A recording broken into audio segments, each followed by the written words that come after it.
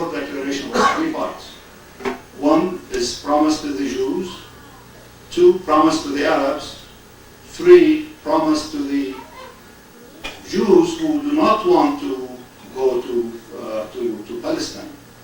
The first one, promise to the Jews that it views with favor to establish a state in Palestine. Promise to the Arabs, you Arabs, nothing will happen to you. Your civil and political rights will not be jeopardized.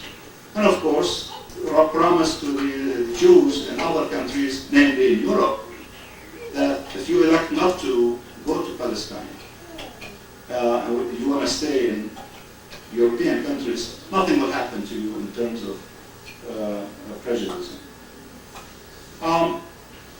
It's ironic that when this declaration, this Balfour Declaration was made, there were only 56,000 Jews and 600,000 Arabs. So the second clause that says that the establishment of State of Israel will not in any way prejudice the civil and religious rights of the existing non-Jewish communities is really hollow. It rings hollow.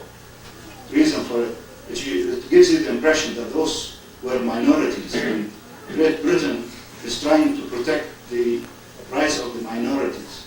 Well, the fact is they were not the minorities. There were 600,000, 92% of the population. So the trouble started from that point onward.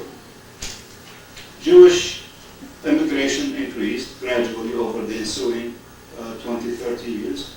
Violence started between the two groups. Statistics again.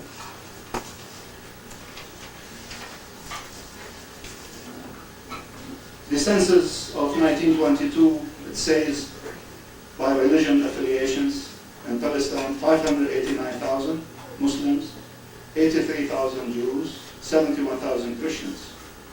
1931 census, 758,000 Muslims, 174,000 Jews, 88,000 Christians.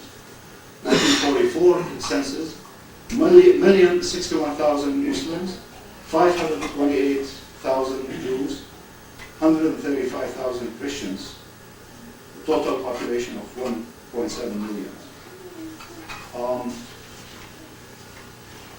So trouble started between the two communities.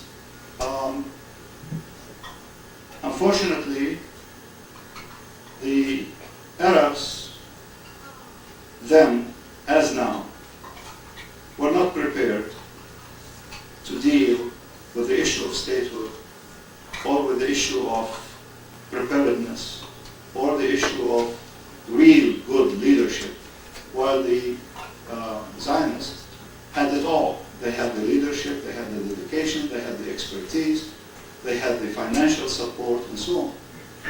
So when the partition plan, when the Great Britain sort of decided to unilaterally withdraw from Palestine and leave it in the hands of the United Nations, the partition plan, which